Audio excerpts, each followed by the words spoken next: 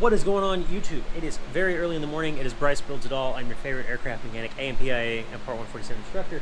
But I am filming yet another video on my GS550 café racer project, which I'm sure some of you are tired of. But I have decided today that I want to ride it. Stick around, I'll explain.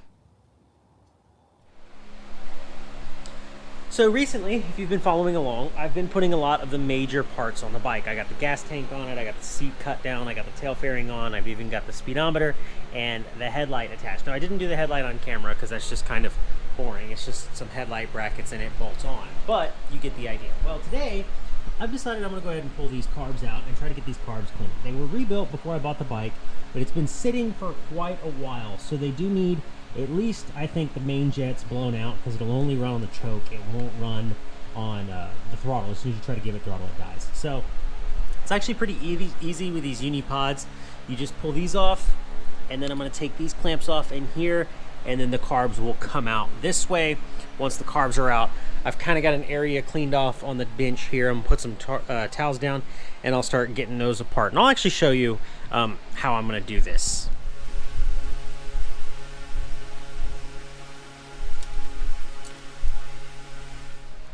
Would you look at these beautiful, beautiful carburetors? By the way, I'm sorry for any shadows that you're seeing in the frame. It's because I have an LED shop light right there. Just, it is what it is. But anyways, I'm only going to do one of these on camera, and then I'll just do the rest.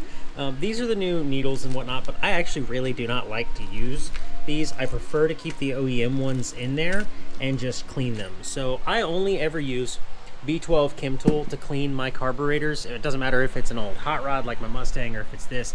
And right back here in the back, I have a gallon of that digestive carburetor cleaner. Now, the nice stuff about that gallon there, it's got a little basket in it. You can take all your jets and needles and everything out, and you can put them in there and you can soak them overnight, and it will clean them to perfection. But I know for a fact I have at least one float stuck, and I know for a fact I'm not getting any fuel through the main needles, which for these are slide carbs, meaning they've got these slides that if I can try to get a hold of the throttle, which I might not, there we go. You see the slides come up, and that's actually what allows fuel in. And I've actually got to do a little bit of adjustment now that I'm looking at it. If I look at like this one and this one, they're sitting slightly higher up than these. So I know I'm gonna need to sink these carbs because I know that's not right, but at any rate, I'm going to do that later. First things first, I'm just going to go ahead and get this float bowl off. Now, if you didn't know about JIS screwdrivers are specific to some Japanese motorcycles and cars. And get yourself a set of JIS screwdrivers and or tips. Why am I having so much trouble with this? There we go. If you're going to be doing this. Now, these were already very, very loose when I got to it. But what I'll do is I'll pull the screws out like this, right? Obviously.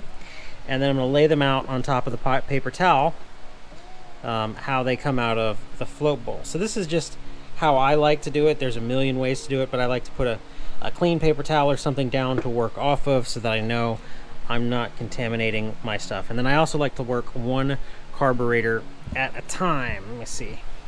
Hang on.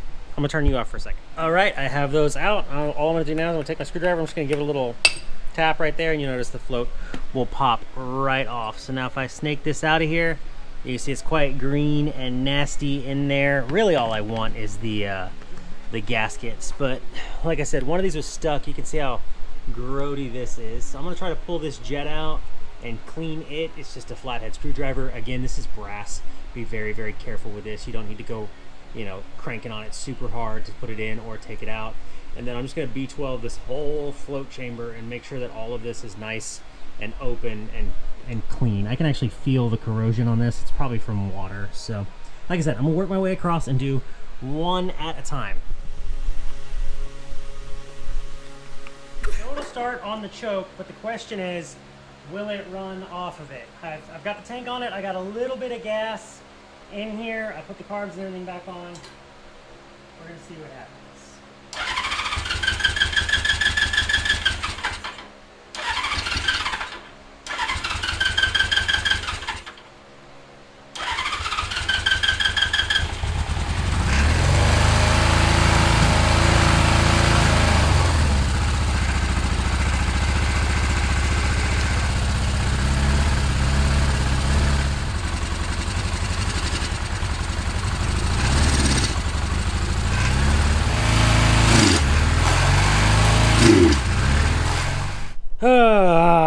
Okay, so I'm kind of dumb. I went ahead and pulled the primaries out. I didn't do it before just because I had assumed they were clean. They were not. But since I got the carbs off, I'm gonna go ahead and pull these out as well and just make sure that's all good and clean. It's just a cap, but still, I pulled these off already. I cleaned them out real good. It turned out, like you can see a little bit of it there, they had some sort of like sealant on them, almost like a gasket maker. So I don't know how that got on there, but I cleaned it out of all of them. I made sure all the ports are open. So it should run now, but I'm just gonna go ahead and pull everything out since I'm here, and I'll clean it. Again, I love B12 Chem Tool. It is the best carburetor cleaner. No offense against Gum Out or O'Reilly brand or any of the others that are cheaper. B12 Chem Tool is just the best. The digestive one that I have over there, I always like to use the OEM jets. I know I said that earlier. They're just better. But if you're going to do it, pull them out, soak them in the digestive cleaner and that little gallon thing. Guarantee you your carbs will work great after that. But I'm going to keep doing this off. Okay, everything's clean. Fingers crossed it works this time. Either way, I'm done after this, at least for the day. All right, kill switch is on. We're gonna go ahead and choke.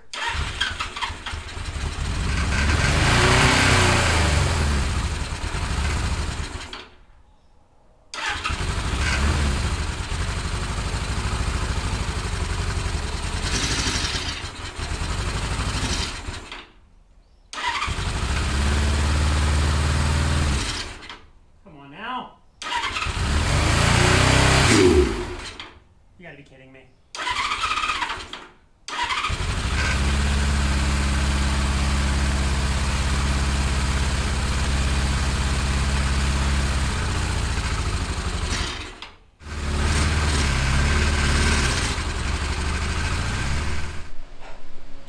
Lots of frustration happened off camera after about the third time of trying to get it to run, and it wouldn't.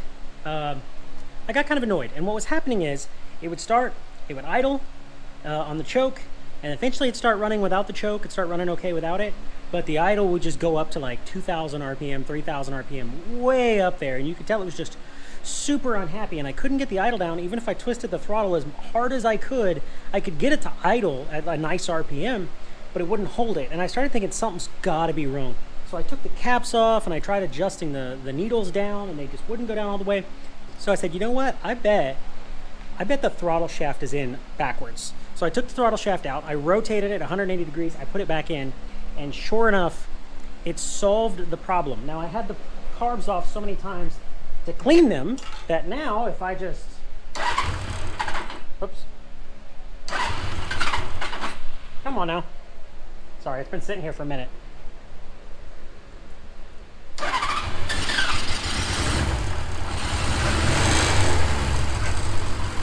Look at that. It is running super smooth. I mean, it's actually running great. So what I'm gonna go ahead and do is kind of go all over the bike and tie up some loose ends, right? Look.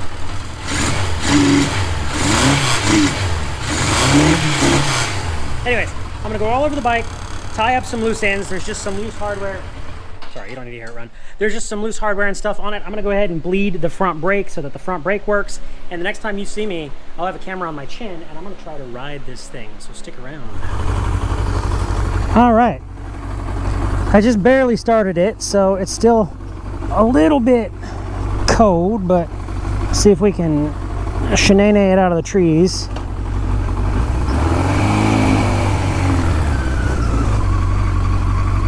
Ah, yes. If I'm honest, I rode it from the barn over here, but that's all right. All right, once I get out on the road, I want to tell you some stuff. Turn the choke off. All right, so a couple small things I couldn't help but notice. Oh, it's so smooth. I'm actually surprised. No, so I bled the front brake. I said I was going to bleed the front brake, and I did. But it is so squishy, and I knew it's a thing. I knew it happened, but I didn't know it would be this bad. When I squeeze the brake lever, you can actually see the line like swell up because it's so old. And I know I'm going to replace it. I wanted a brake line on there before I took it around the neighborhood. I mean, right now I'm just engine braking, but you get the idea.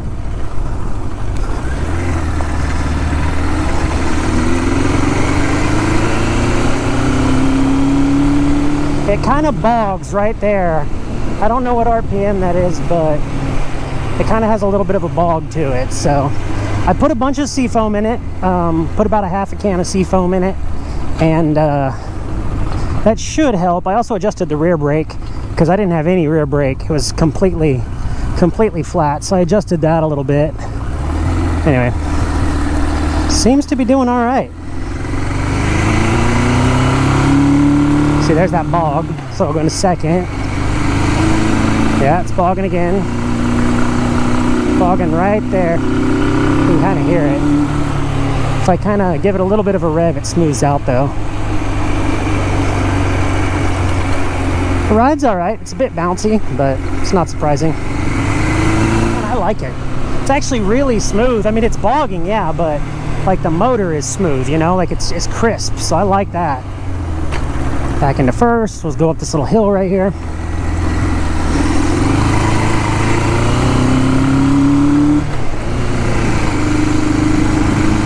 Come on, baby, you can do it. You can do it. Man, it's really bogging. That seafoam will help that, I promise. Doing about 35. I'm glad I put the speedometer on it, because otherwise I'd have no idea how fast or slow I'm going. It's not bad. I don't want to do too much of that right there, because the tires are very old, but it handles all right. It ain't my old CBR 1000 Fireblade, that's for sure.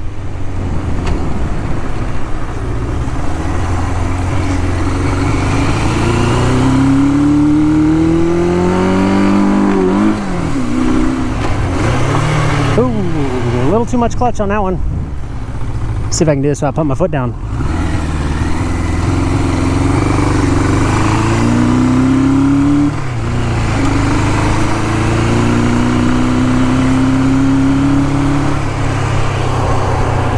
All in all, she's pretty smooth. I mean, I can't complain. I think it's doing great. I think it's doing really great. I got to fix the bog, but I just kind of wanted to ride it a little bit. I'm going to pull the motor out so I can paint everything anyways, and at that point I'll probably completely take apart the carbs and completely redo them from scratch and get a sync on there and sync them and do the whole thing, because I haven't synced them yet, so I don't know, you know, if there's a cylinder that's rich or lean, but we'll get it. It's been so long, man. I love riding motorcycles so much. That's cool. I lived in an RV for a couple years. Oh, hello puppy dogs. Hello puppy dogs. I'll be nice and quiet. I don't want to scare you. Oh, look at them. Look at the puppy dogs. They're mad at me. They said this is our cul-de-sac. Get out. It's a 1977. She is 48 years old. 48 years old and still smooth as ever. I love these old bikes, man. I don't know if I've ever told the story or not, but I grew up. My dad had a business called Radley's Cycle World, and there was a whole bunch of old bikes like this in the barn. You know, KZ 400, CB 750s, KZ 1100s, GS, you know, 750, 850, you name it. Like just everything. My dad had bought a lot of motorcycles from a junkyard, and he got bonded titles for all of them, and then he'd fix them up, and he was able to get a clean title for it, and then he'd sell them. So I had a barn just full of these old bikes for the longest time. I'd say there's probably 30 of them in there, and you name it. And I just grew up around them. And I think I've said this before. One of my dream motorcycles that I've actually had a couple of. I've had two CB 750s. I'm looking for another one. I'm looking for a single cam. Both of mine were dual cams, but I'd like a 72, 73 CB 750 single cam.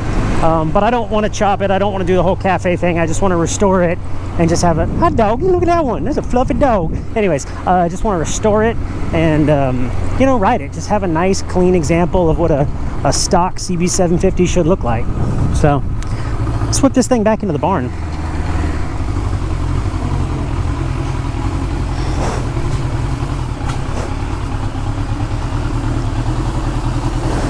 Now the one thing I like to do, but I haven't done yet because I don't know this bike that well, I really should have put a neutral light on it. I might do that, is I like to turn the fuel off, and I like to let the fuel run out of the carbs while I'm heading down the road. And I usually do that about a mile or so from the house.